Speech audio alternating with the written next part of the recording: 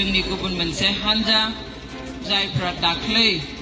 26 आगस्टसिम गोहोआव दङमोन बे UPPL हानजाया दिनै होबथादों होननानै खोनादों जुदि होबथादोंब्ला बेयो जोंनि बे सुबुंखान्थिनि बेरेखा जादों जोंनि गणतन्त्रनि बेरेखा जादों बयनिसिमबो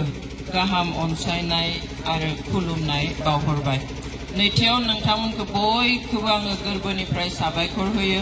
मानोना नोंथांमोना बे सानजौफु थिर समावहाय गावबा गाव न'खरनि खामानि दामानि गारनानै जोंखौ फोथायनानै आरो जोंजों लोगोआव थानो थाखाय दिनै बेयावहाय बयबो थुबुर जाफैदों बेनि थाखाय आं गोरबोनिफ्राय साबायखर बावो মই আপোনালোক সকলোকে ইয়াত উপস্থিত হ'ব পৰা মোৰ পিতৃতুল্য মাতৃতুল্য মোৰ ভাতৃ ভগ্নীতুল্য সকলো ৰাইজকে মই শ্ৰদ্ধা আৰু সেৱা জ্ঞাপন কৰিছো আমাৰ অল্টাৰনেটিভ পাৰ্টি অফ বড়োলেণ্ডৰ তৰফৰ পৰা আৰু সকলোকে ধন্যবাদ দিছো আপোনালোকে আমাক বিশ্বাস কৰি ইয়াত অহাৰ কাৰণে আপোনালোকে আমাৰ লগত ইয়াত থিয় হ'বলৈ অহা কাৰণে আপোনালোকক সকলোকে মই অন্তৰৰ পৰা ধন্যবাদ দিছো আমি জানো আমাৰ আৰু হাতত 9টা দিন আছে এই 9টা দিনৰ পিছত আমাৰ বিটিসিৰ যি পৰিষদীয় নিৰ্বাচন সেই নিৰ্বাচন অনুষ্ঠিত হ'ব অহা 22 তাৰিখে আৰু সেই উপলক্ষে আজি সকলোৱে সজাগ হৈছে সকলোৱে আজি ৰেডি হৈছে যে আমি কাক ভোট দিম কিয় ভোট দিম আমি আমাৰ এপিপিৰ তৰফৰ পৰা আমি আমাৰ যি এতিয়া হৈ আছে সেই ওপৰত আমি কথাবিলাক কৈছো তাৰ পিছত সকলো ৰাইজে তেতিয়া নিজাকৈ এটা ভাল সুস্থ সিদ্ধান্ত ল'বলৈ সুবিধা হয় মই ইয়াত আহি শুনিছো বা মই ভাবিছিলো ইয়াত যথেষ্ট সংখ্যক মানুহ হ'ব আৰু হ'বলগীয়াও আছিলে তেনেকুৱা ধৰণৰ সকলো ফালে মানুহে ওলাবলৈ সাজু হৈছিল ইয়াত আহিব বিচাৰিছিল একেলগে বহি আমাৰ কেণ্ডিডেটৰ কাৰণে ইয়াত সহায় সহযোগ বা যি সহযোগিতা দেখুৱাব লাগে সেইটো দেখুৱাবলৈ আহিবলৈ বিচাৰিছিল কিন্তু দিশৰ বিষয় মই শুনামতে ইয়াত আমাৰ আন এটা দল আঞ্চলিক দল UPPLৰ কৰ্মীসকলে আমাৰ ৰাইজক অহাত বাধা দিছে যেটো অতি দুৰ্ভাগ্যজনক গণতন্ত্ৰত এইটো যদি কৰে তেনেহলে আমি কাৰ ওপৰত বিশ্বাস কৰিম आं खोनानो मोनफैदों मानोना आं सानदोंमोन जे बेवहाय जोंनि रायजो राजाया जोंनि बिजाथिखौ जोंनि हानजाखौ मदद होनो थाखाय बयबो फैनो थामथियारि जादोंमोन नाथाय खोनादों जे गोबां जायगानिफ्राय दिनै बेयाव फैनायखौ होबथादों जोंनि गुबुन मोनसे हानजा जायफ्रा दाख्लै 26 आगस्टसिम गोहोआव दङमोन बे UPPL हानजाया दिनै होबथादों होननानै खोनादों जुदि होबथादोंब्ला बेयो जोंनि बे सुबुंखान्थिनि बेरेखा जादों जोंनि गणतन्त्रनि बेरेखा जादों जोंनि बेवहाय सोर माबे हानजाजों थागोन सोरखौ भोट होगोन बिनि थाखाय सायख'नो जोंहा मोनथाय दङ जोंनि संबिजिता जोंनो मोनथाय होदों जे जाय जायखौ मोजां मोनो बेजोंनो थानो हायो बेखौनो भोट होनानै देरहाहोनो हायो नाथाय आं फोथायो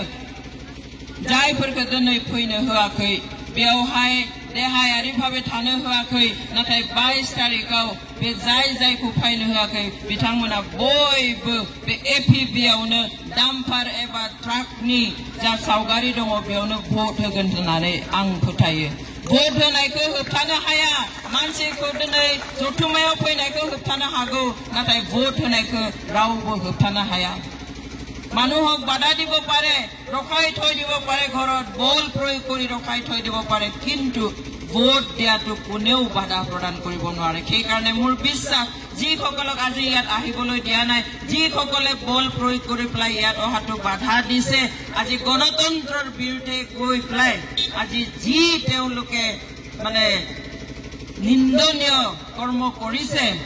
সেই সকলে আমাৰ ভোটাৰ সকলক বাধা দিব নোৱাৰে তেওঁলোকে সিদ্ধান্ত অলৰেডি লৈছে আৰু 22 তাৰিখে হ'বলগীয়া যি নিৰ্বাচন সেই নিৰ্বাচনত কেৱল এই ট্ৰাক আৰু ডাম্পাৰৰ ছবিতেই ভোট দি প্লাই আমাৰ কেণ্ডিডেটক জয়যুক্ত কৰিব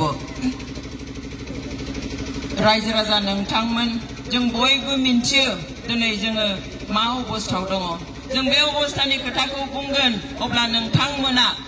फैगौ 22 तारिखावहाय बहा भट होनांगौ बेखौ ओरैनो थांखि लानो हागोन जों जोर जबस्ति रावखौबो बुङा जोंनो भट हो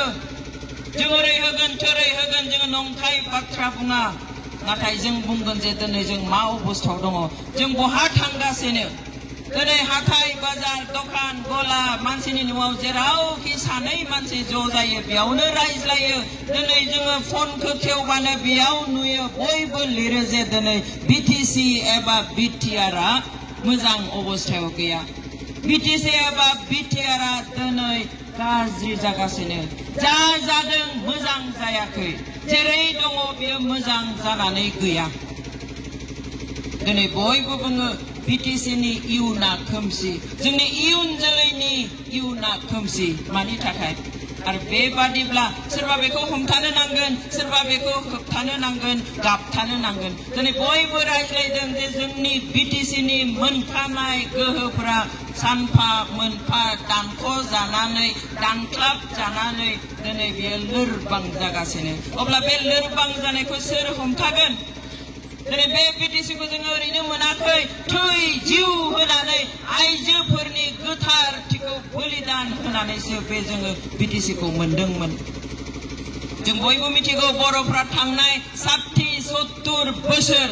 खोलोब खोलोब खोलोब गुबुन गुबुन हानजा गुबुन गुबुन संगठनफोरनि सिङावहाय सोमावसारदों आन्दोलन आरो आन्दोलन संग्राम आरो संग्राम बे संग्राम खालामनायनि आन्दोआव मा दङमोन जे गुबुनजों गादब जानाय गुबुनजों नारसिन जानाय गुबुनजों नासय जानाय गुबुनजों मुगै जानाय जोंनि मानसिफोरखौहाय मा खालामनो नागिरदोंमोन जे उदां खालामनानै गावनि होनना बुंनो हानाय मोनसे दख्लाबसे हायावहाय मान सन्मानजों खर' दैखांनानै थांनानै थानो हास्थायदोंमोन बेवहाय आलादा न'खर नागिरदोंमोन मुङा जिखि जाया पिटिसिनिफ्राय लानानै पिपिटिसि इउटिएनएलएफ गुबुन गुबुन गुबुन दिनै एनडिएफ बिसिम जिखिनि संग्राम जाबाय बयबो गावनि थाखाय आलादा न'खरखौनो नागिरदोंमोन मुङा आलादा आलादामोन जों मिथिगौ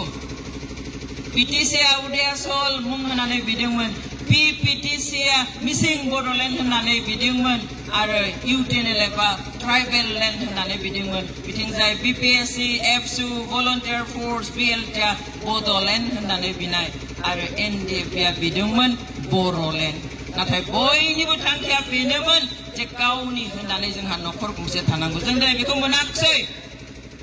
जोंनो भारत सरकारा बेखौ होआखिसै बिनि सोलाय मा होखो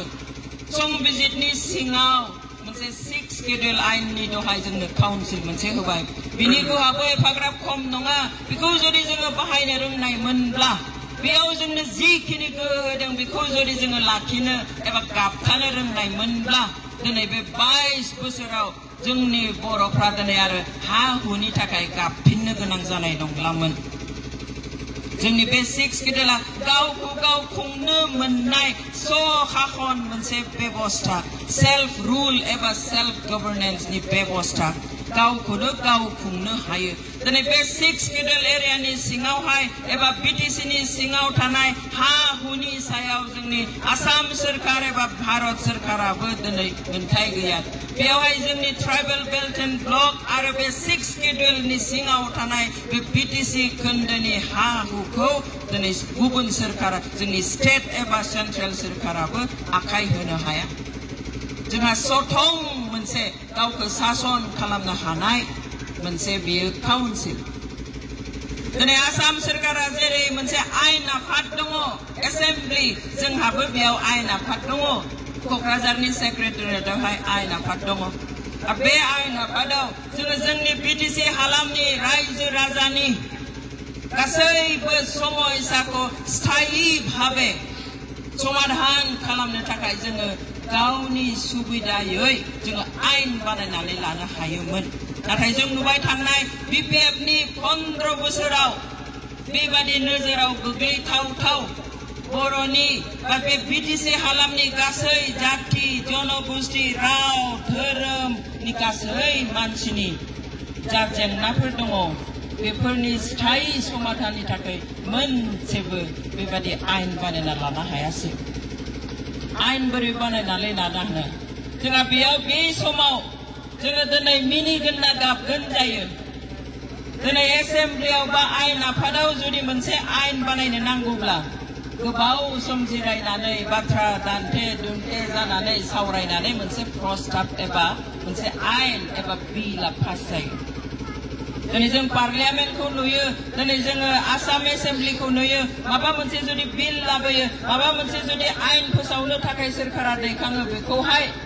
अपोजिशनफ्रा गुबुनफोरनि गेजेराव बाथ्रा दान्थेलायो आर्गुमेन्ट जालायलायो मास मोनसे नङा मास मोननै आरै मास गाहाम पार्लियामेन्टनि सेसन जायो एसेम्ब्लिनि सेसन जायो बिनि उनावसो थाङै थुङै मोनसे आयेन पास जाहैयो बा मालाबा रिजेक्टबो जायो जों नुयो जे अपोजिशनफ्रा ओरैबादि बाथ्रा दान्थेलायो जे मालाबा बिथांमोनखौ बाहेराव नुहुरनो गोनां जायो थाङाब्ला बिथांमोनखौ मार्शेल लागायनानै दैखां बाहेराव गारहरनायबो जायो मालाबा सेसनखौ बन्द खालामनो गोनां जायो जों आसामनि एसेम्ब्लियाव नुयो अखिल गगैया सानफ्रोमबो जेब्ला बेफोराव बाहागो लायो बाथ्रा बुङो अब्ला बिथांखौ बाहेराव थिनहरनो गोनां जायो मालाबा नाथाय जोंनि जेब्ला बिपिएफआ 15 बोसोर सासन सालायदोंमोन बे 15 बोसोराव सानसेल' एसेम्ब्लि जायोमोन मालाबा साननै जायो सानसेया फुंनिफ्राय सानजौफुआवनो जोबोनो ओंखाम जानो थांला आरो रावबो फैफिनला जोंनि बे बिटिसि हालामनि एसेबां मानसि थानायनि जोंनि जाफोर समस्या बेफोरखौ समाधान खालामनो थाखाय आयेन दानोब्ला सानसेल' एसेम्ब्लि जनानै सावरायना फोजोबनो हागोन नामा गोसोआनो गैखायामोन मोनबाय मोननायनि उनाव जाबाय लोंबाय रंजाबाय रानलाबायबाय बिनिफ्राय जेबो गैला जुदि 15 बोसोराव बोसोरसेयाव मोनसे जुदि जोङो बिल पास खालामना लानो हानायमोनब्ला जोंनि सुबिदानि थाखाय मोनसे आयेन पास खालामना लानो हानायमोनब्ला दिनै बै समावनो 15टा आयेन जागौमोन जोंनियाव बेयावहाय प्रस्ताब लानानै बेखौ गभर्नरनो हरनांगौ गभर्नरा जुदि बेखौ एप्रुभ खालामो बेयो आयेन जाबाय थिग दङ बोसोराव मोनबा प्रस्ताब हरदों नाथाय गभर्नरा मोनब्रैखौनो एप्रुभ खालामासै मोनसे खालामबाय अब्लाबोथ' 15 बोसोराव बेसे जागौमोन 15टा आयेन जागौमोन दिनै जोंहा बयनिख्रुइ गिदिर समस्या सथं जोंहा सोरखार जानायनि उनाव अट'नमि मोननायनि उनाव गावखौ गाव खुंनो मोननाय मोनथाय मोननायनि उनावहाय दिनै बयनिख्रुइ गिदिर जेंना हानि जेंना दिनै हराव उन्दुनो थांब्ला साननो गोनां जायो गाबोन माबे गामियावहाय एभिक्सननि नटिस फैगोन मानि थाखाय दिनै बेबादि जुदि हानि सायाव मोनसे नियम खान्थि बानायना लानाय मोनब्ला बेफोर जानाय नङामोन दिनै हाग्रा बिफानाव हाग्रानि जायगायाव थादों होननानैहाय फरेस्ट एरियायाव थादों होननानै दिनै बैथिं एभिक्सन गाबोन बैथिं एभिक्सन दिनै हाग्रामा बिफाननि बेलायाव जुदि नियम खान्थि मोनसे बानायना लानाय मोनब्ला दिनै बेफोरबो जानाय नङामोन दिनै गासैबो बिथिङाव जुदि आयेन बानायना लानो हानाय मोनब्ला दिनै राव हारिमु जौगानायनि थाखाय जोङो माबायदि खामानि मावगोन जोंनि आबाद थिलिफोरखौ जौगाहोनो थाखाय जोङो माबायदि आयेन खालामगोन दिनै जोंनि बे सोलोंथाइ बिफानखौ देहा बिफानखौ दिनै पिडब्लिउडि बिफानफोरखौ माबायदि जों जौगाहोगोन जोंनि गासै मोननाय 40टा बिफानखौ जोङो माबायदि जौगाहोगोन बिनि सायाव जुदि आयेन बानायना लानो हानायमोनब्ला नीतिफोर खान्थिफोर बानायना लानो हानायमोनब्ला दिनै बे 6 शेड्युलनि काउन्सिल होनायनि 22 बोसोरनि उनाव जों आरो गाबफिननो गोनां जानाय नङामोन दिनै जोंनि बिटिसिनि बांसिन मानसियानो कास्ट लेन्डआवसो दङ सोरखारि हायावसो दङ दिनै नटिसनि थाखाय एभिक्सन खालामनो उच्चेद खालामनो थाखाय मा खालामबाय थादों सार्केल अफिसफोराव गामिनि लिस्ट बानायगासिनो जे नै बिथिंबो कास्ट लेन्डआव थानाय दङ बेखौ बिसोरखौबो एभिक्सन खालामनांगोन बैथिंबो दङ अमुक डिस्ट्रिक्टआवबो दङ तमुक डिस्ट्रिक्टआवबो दङ जों मा खालामनो